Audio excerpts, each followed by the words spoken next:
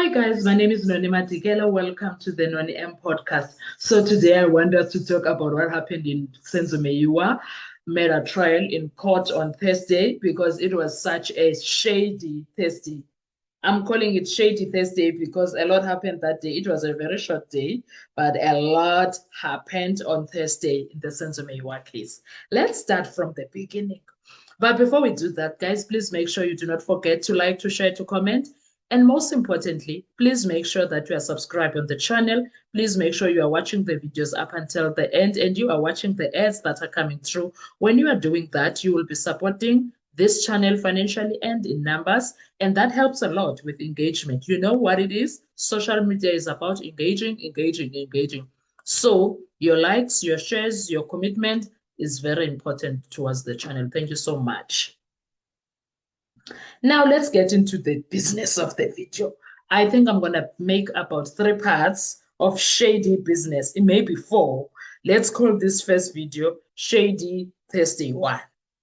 Shady Thursday part 1. We're going to have part 2, part 3, part 4, or part up to part 5. I don't know. Just let's do this one. Shady Thursday part 1. Number 1. We had Oram Sipile being very shady then. Oram Sipile, when he started his cross-examination, he wanted to deal exactly with that shady Sibanda there. Because Usibanda, day in and day out, is becoming clearer. He is crystal clear now that he is indeed under Baloyi's wing. Because what the hell? What the hell? What the hell? What the hell is this we are dealing with?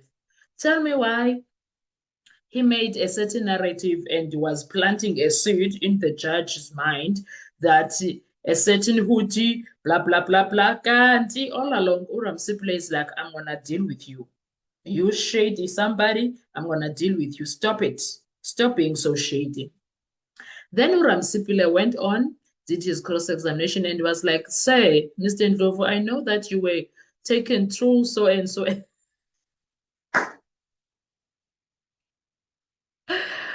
Listen, guys, it was so shady. Everything that was happening at that courtroom on Thursday, it was very shady. What, Mr. Ndlovu, you were made to read a statement, what you call, from Zungu, things that were said by Zungu on record, what do you call that?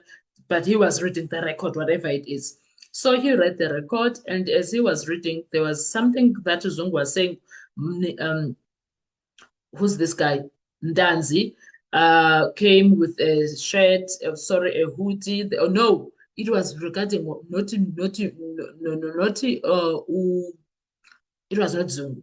It was about Mukhola and Mukhane. Ne? Mukhane and Mukhola, something along those lines, but about fetching a gray hoodie and something, and then Danzi, blah, blah, blah. It was about that, guys. You know the jinx. So, because now it's getting out of. So it was about that. And then he's like, someone here was trying to give a certain narrative to the judge as if, and then he went as far as saying, Mr. Ndanzi, kindly please stand up. Mr. Ndanzi, you see, he's wearing a gray dondon. And the judge is like, what narrative? And he's like, Mosi here, Usibanda made this witness to read, and the witness read, and he was trying to say to create a certain narrative, giving you ideas about certain issues here. Listen, he was so shady, and that one was like, and this, and this, and this. Like, no, my lord. That time, Uram Sipile dealt with Usibanda, exposed his lies, exposed his cheating ways, exposed his shadiness, his dirty ways of doing things. He exposed him like that courtroom. If you are nice, you will never win. That's what we have learned now. Because now, even Sibanda, we have clearly what inhlobo yomuntu is. What inhlobo yomuntu is now that unobugushu nje naye is something else. So Ramsipule dealt with that. He was like, I'm gonna cut it in the nap right now, right here, because Australia and Agabia are undermining our intelligence here, doing things like while we are watching and listening like this. Like Oram Sipole doesn't have time, guys. The beast that they created in that man, whoop, the beast that they created out of Oram Sipole, because he doesn't care now. He doesn't care now. He is coming out guns blazing. He's like, I do not have time for this. And he is speaking back at the judge. He don't care. And the judge keeps quiet. I think he knows Oram Sipile is a very respectful young chap.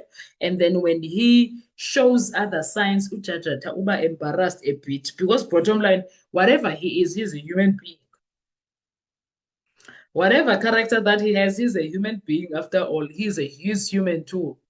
So I think at some point, because he did not move forward, because of Ramsipula quickly, fast that situation, cut it out. And the judge was looking down, moved on from that, did not even drag it as per usual. Waphuma nje kuRamsipile after uRamsipile embonisile ukuthi asizuyitolerate.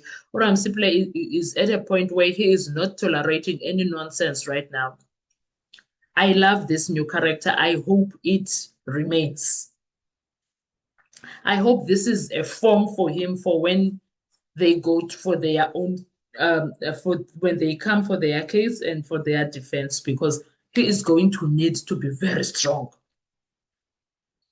He is going to need to be very strong, uRamsipil. But I'm hopeful. I'm hopeful. But I love how he exposed the hell out of the lies of Uskujana there. I love it. I love it. I enjoyed it. The other thing that really caught my attention is how Ramsipile managed, as most Ramsipile guys, we all know that he is very smart when it comes to these technological things. He's very smart. He also managed to get the Mr. Ndlovu to admit in a lot of things. He faulted in a lot of things, and they were exposed. He left them exposed. The cross-examination that they were doing left them exposed, and I was happy with all of that. And then I thought Ramsipile was doing very good. I was extremely excited with his cross-examination.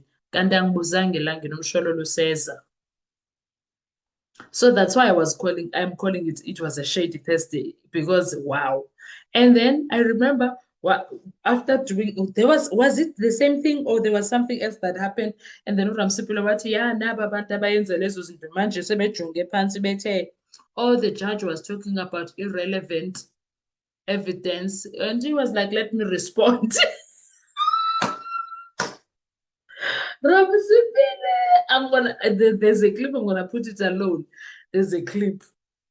It was like that. The Thursday was very interesting, guys. A lot of things happened on Thursday in court of Rata. Even him, he was himself, but interesting. Bad way, maybe, but it was interesting times. I'm telling you, like a lot was just moving. That is why I'm saying it was a very shady Thursday. It was a very shady Thursday. Things moved from bad to worse, from west to west. Yo, guys, I can't. I can't. Like at times you will sit and wonder, can't you sense what did he do? To who?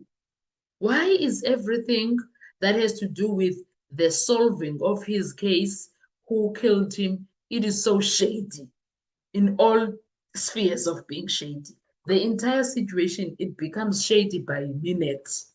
By a minute, the entire sense of me, your situation, it becomes so shady minute by minute. You are like, what did this young man do? To who? Why is it hard to solve the murder of him? Why can't it just be solved? Like, honestly, you keep wondering as a person, because wow, sense of it. Wow. What did you do to who?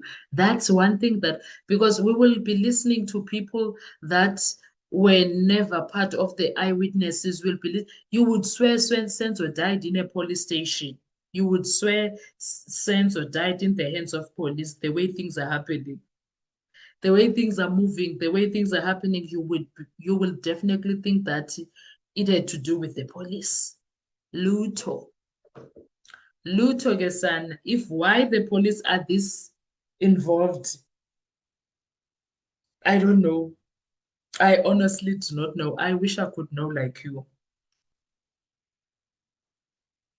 I wish I could know like you. I don't know why are police bavele kanje kule business yokushona kaSenzo. But they were never there to witness it. The people that are supposed to be in there, Longwe, Kelly's mother, they are not there. They are not calling them. We are dealing with people that did not see Senzo die. And they bring us people that did other crimes that had nothing to do with Senzo. Can you believe it, guys? That is why I'm asking the question, what did this guy do? What kind of life was Senzo living? What kind of life was this Senzo Auchi was living that makes it so difficult for him to get justice like any other ordinary person? Then again, Usenzo is not an ordinary name, guys. He's not. But the things that are happening when it comes to his name and the murder case, they are very unusual. Everything about the Senzo Miwa case is so unusual. Maybe they are usual, but because they were never aired, so we did not see them. Otherwise, it's a lot. It's a lot. I'm telling you, it's a lot.